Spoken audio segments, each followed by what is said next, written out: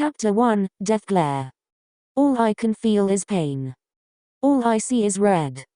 My body is painted with bruises, and I am scorched head to toe with burn marks. It feels so amazing. Hey, you think he's had enough? The one with the gruesomely long fingers says. Nah, he can hold out a little longer, after all we haven't even gotten our turn yet, says the prepubescent teen with black slicked back hair. Shut it extras, and there he was, hands gripped tightly onto Deku's middle school uniform with a few buttons torn loose. It was the explosive blonde and the king of the school. Bakugo Katsuki. Neither of you are gonna lay a fucking hand, or whatever it is you call those string noodles of yours, Riku, on him because we got somewhere to be after this, no. Deku thinks. I don't want you to leave just yet. Oh crap, I totally forgot. Damn, your uncle is going to be totally pissed if we're late, Bakugo, the one with the slicked hair says. Just then Deku is released and falls to the ground. It doesn't hurt nearly as much as the lack of touch he now feels. Bakugo is walking away but stops in his tracks and turns back towards Deku as if he's forgotten something. Ah yes, I suppose he has. Nerd, he says, give me that in your hand. Why would he want my notebook? He's never Kachan snatches it while he is in his train of thought. Then he sees the beautiful explosions go off in his hand. Oh, that's why. Kachan lifts open a window and throws the notebook in the koi pond in the front of the school. Now, listen up because I'm only saying this once, you damn nerd. Some people on this earth are born to be victorious, like me for example. And some were born to be useless and are in constant need of protection. You, Deku, are the latter. You will always and forever be the damsel in distress. So you have two options. Either, live out the rest of your pathetic life. Or, take a swan dive off the roof of the building, and pray you will be born with a quirk in your next life. It's time to accept your fate. Then he walks out with his posse he calls friends. Well, Kachan, you're wrong about one thing. I've already accepted my fate because I know my place in this world. You are a hero and I am the damsel in distress, as you say. But I still wish I could repay you for that day. Flashback. Auntie Inko's wrong, you know, Kachan says to Izuku. About what? The two are around the age of 9 years old. Izuku and Kachan are in the woods trying to catch rhino beetles. It's early August, so it is the perfect time to find them. The two kids were trying to find a way to make money for summer, and Inko brought up the fact that you can sell rhino beetles for 300-800 yen.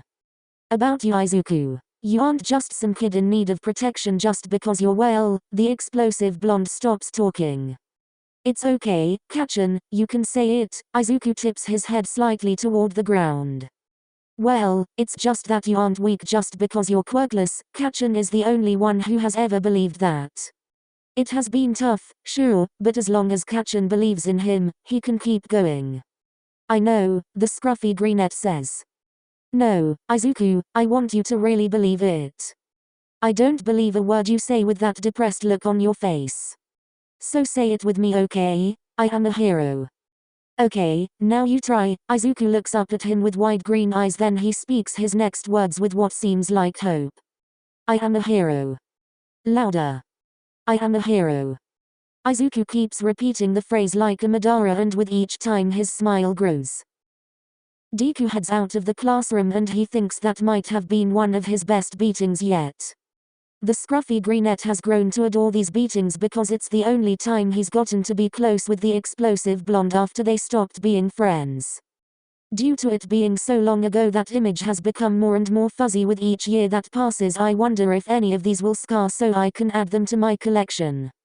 I'm about 99% sure the scorch mark on my left shoulder will, but I better not put any ointment or bandages on it, just in case. After he's out of the building, he fetches his notebook out of the koi pond and starts walking towards the gate. The track field catches his eye as he passes it to go out the gate. Just then he hears a quite familiar name come out of one of the boys' mouths.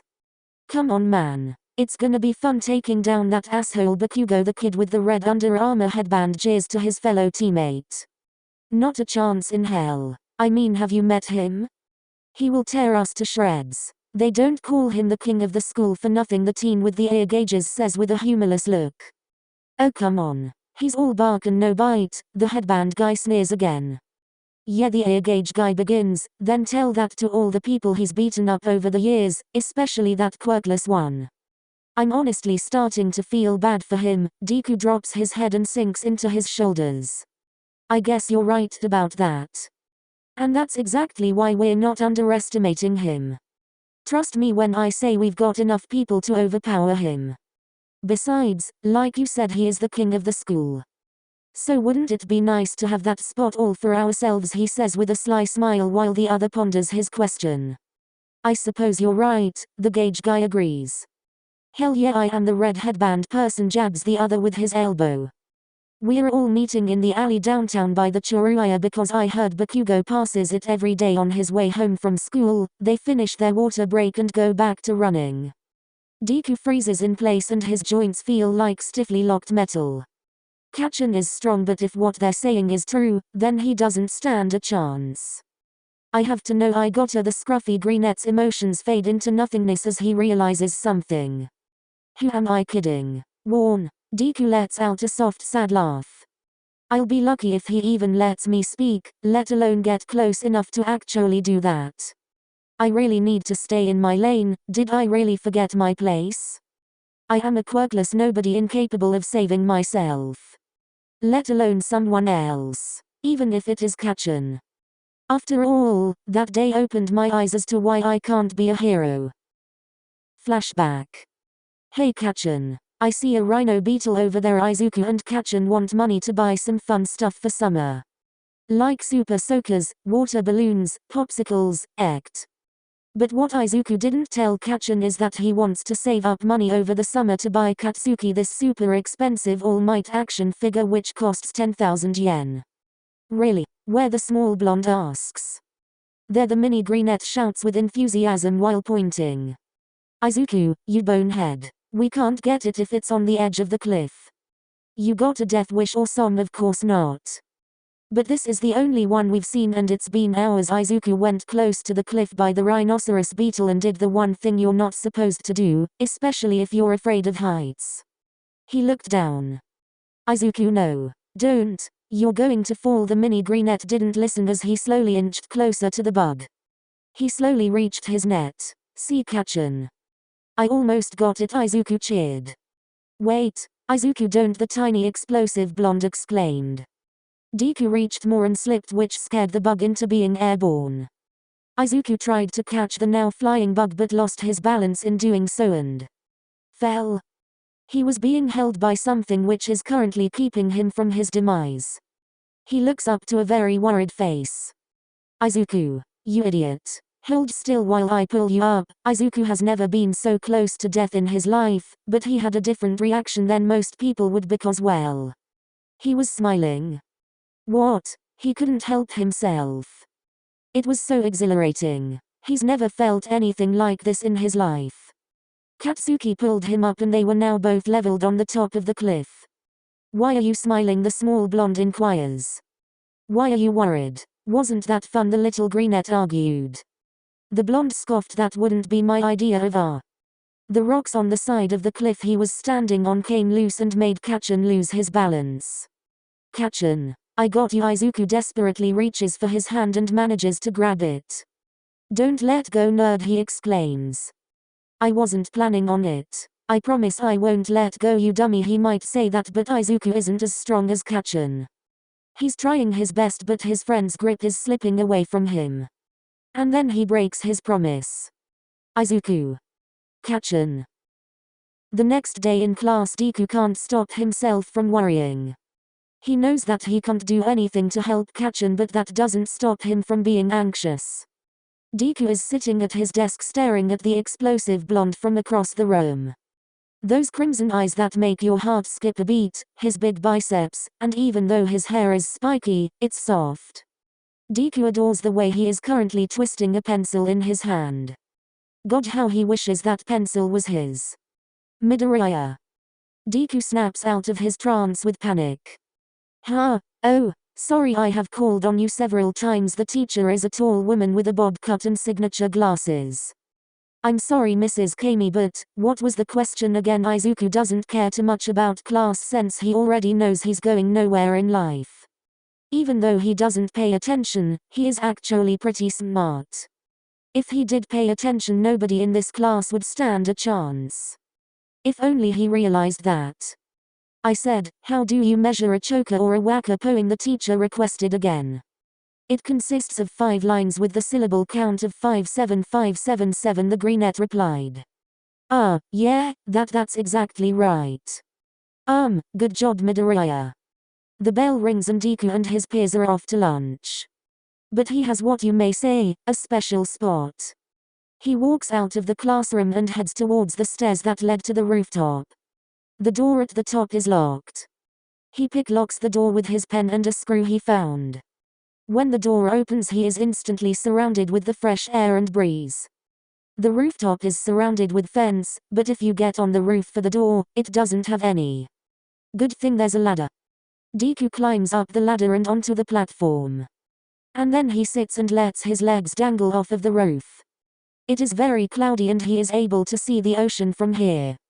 Their school is 4 stories tall after all. He looks down at the ground and feels a rush of euphoria from being this high. I love it up here. It's so peaceful and relaxing. I wish I could help Katsuki-kun, but I'm useless after what happened when we were kids. That fact has been ingrained in my mind. Everyone was right about me. I will atone to nothing in this world. Actually, that's wrong. I'm worse than nothing, I'm a poison. I do more harm than good by just existing because I can't help anyone. All I do is waste oxygen. Deku looks down at the ground. I really should just. No, I can't. I'm so selfish. All I do is poison the world and yet I can't bring myself to do it. And that's all because of one person.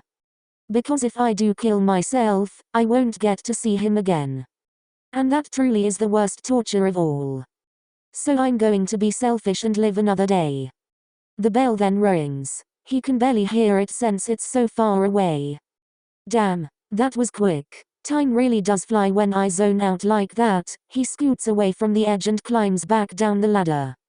Then goes out the door to head to his next class. Deku's last class consists of a few people he knows that are planning on jumping Katsuki-kun after school. It's the last 10 minutes of the day and the teacher gave the rest of it to them. The brunette tries to sneakily scoot closer to them without them noticing. He can hear them planning something and he wants to know what it is. Alright, so Yamato is going to pin him down since his quirk is the most well fit. Genki and I will pound him into the ground and... Hey! What? And keep your voice down. Jiichi looks over to the person that interrupted him. Which was no other than Jun. Why don't you try to get his submission while me and Genki beat him up, Jun says. Fine, whatever, it doesn't really matter anyway, Jiichi answers. Deku can't believe his ears. They're going to beat him up for what? Dominance, power, bragging rights. Fucking pathetic, the brunette says under his breath. Just then one of the guys get up and head toward Deku. What did you just say, you quirkless wannabe? You wanna speak louder for me? Jun pokes at him. I said, fucking pathetic. You got cotton in your ears, or what? The last bell rings and all the students pack up and leave until it's just the track team and him. Oh, it's over now, we are gonna show this quirkless loser his place. Right, Jun says. Hell yeah we are, Jiichi answers back to Jun. No. The only one allowed to hurt me and leave their marks on me is Katsuki-kun. You can't hurt him. I won't let you, Deku screams. Oh yeah, and what are you going to do? He's right, what am I going to do? The first hit comes and it lands straight into Deku's jaw. With the second hit he's on the ground. He feels stinging pain in his jaw and he feels his back has already gone sore. And here I am again, someone in need of saving, unable to defend myself. Another punch comes and the world fades into black. Pathetic. By the time he comes to, the bullies are already gone. He checks the clock in the classroom which reads 2:40. He's been knocked out for 5-10 minutes give or take. Deku picks himself up and grabs his bag. He heads out of the classroom and out of the school to start his walk home. I'm so pathetic, I didn't even fight back. Why? Deku watches the cars go by as he walks down the sidewalk. How can I expect to save him if I can't even save myself? He stops in his tracks. He hears screaming from a familiar voice. Kachan. Deku runs towards the screams and he is met with an alleyway of 6 or 7 guys. They have Bakugo pinned down and saying he is beaten to a bloody pulp would be a light way of putting it. It's clear they have gone too far. Put him on his knees, Jiichi yells. They follow his orders. Now say it. No, the blonde exclaims. The guy with the strength enhancement quirk wrings his arm which turns purple and bruised. Say it, he repeats. Fine. You win, okay, empathetic and weak, and you're better than me. Is that what you want to hear? Bakugo screams from his gut. The tattered and bloodied teen looks up and meets his crimson eyes with wide green ones. This can't be happening. Kachan never gives up. Oh god, what have they done to him? The moment Bakugo's eyes meet Midoriya's, they are filled with fear, embarrassment, and shame. He looks down and away from him. And Jiichi presses. I give up, Bakugo responds. Deku has never heard Kachan's voice sound like that. Complete obedience. And then Deku sees something that makes his entire world shatter when he sees it. Katsuki Bakugo, king of the school, future hero is. He's crying. Izuku Midoriya's world goes red. He feels something deep inside burn with pure rage and hatred for those who have hurt his Katsuki. Something unlocks inside him. Something dangerous. He walks forward. Oh, so you're back, come for round 2, one of the bullies sneers. I'm sorry, but you're gonna have to wait, cause we're kinda in the middle of something. Suddenly the atmosphere is so thick that if you tried to cut it with a knife, said knife would break. Deku looks up at Jiichi and says with pure rage, I am going to kill you. Then something weird happens, and I mean really weird. Everyone stops moving in the alley and looks up at Deku with fear in its purest form. When Deku's whole world turned red, that wasn't just a figure of speech, because his eyes have actually turned red. It's like everyone in the alley's fight or flight instincts just turned to frozen in shock. Deku, obviously confused, takes a step closer and 2 of the 6 guys run away. Stay back, June says while shaking. Deku doesn't and gets closer until he's directly in front of the 4 bullies. One runs before he even gets the chance to hit him. And another is hiding behind one of the other guys. What the hell is happening? Deku asks a rhetorical question. Look, we're sorry, we'll give you anything. You want money? Midoriya grabs him by the collar of his shirt. What I want is for you to leave Kachan alone. Done. Guys, you heard him, get out of here. They do as told and the rest of the guys ran. Now the only ones left in the alley is Deku, Bakugo, and of course the leader of the guys that beat up Bakugo. Deku takes him by his neck and pins him against the brick wall next to the dumpster. The greenette sees a puddle seep onto the floor and looks where it's coming from. Oh. The guy kinda pissed his pants. Why are they so scared of me all of a sudden? Deku throws him down and says, I never wanna see you hurt him again. Why yes sir. He runs and now it's just him and Bakugo. Midoriya carefully makes his way over to the not so explosive blonde. Get away from me, the blonde shouts. Look Kachan, I know you don't like it when people help you, but you look like you've just been to hell and back, so no, that's not it. I just don't want you to. Bakugo stops and looks down. He looks almost afraid of Deku. Don't want me to what? The greenette inquires. I don't want you to hurt me, Kachan finishes. And, oh. He's shaking. He's absolutely terrified of me. Deku closes his eyes and tries to calm down. He takes deep breaths in and out, counts backwards from 10, and slows his heart rate. And when he opens his eyes, the world is no longer red. He looks back at Kachan and he doesn't look terrified anymore, a little shaken up, but not terrified. How about now? Deku asks. How did you do that? Bakugo asks. That's exactly what I would like to know.